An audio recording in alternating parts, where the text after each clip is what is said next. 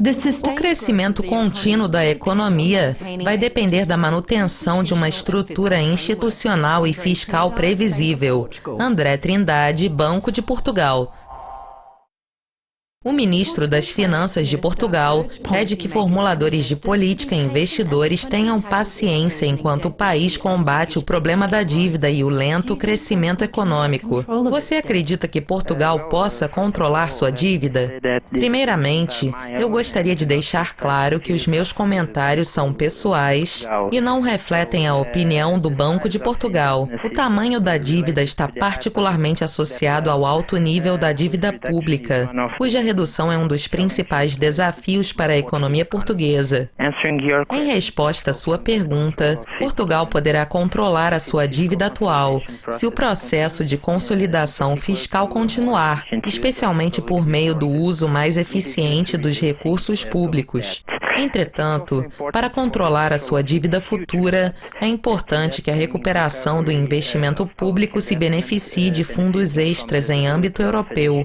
O programa Portugal 2020 deve ser selecionado levando em consideração o impacto sobre o potencial crescimento da economia.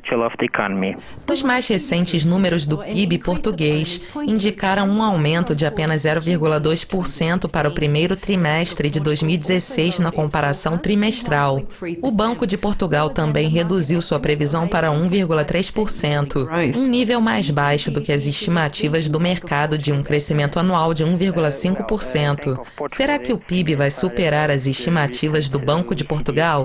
A estimativa do Banco de Portugal está acima da recente revisão da estimativa da OCDE, para 1,2%, mas ainda está abaixo das previsões de 1,4% do FMI, de 1,5% da Comissão Europeia e de 1,8% do governo português, segundo a Unidade Técnica de Apoio Orçamental do Parlamento Português. A Comissão Europeia e o FMI têm diferentes perspectivas para o crescimento do PIB em 2016.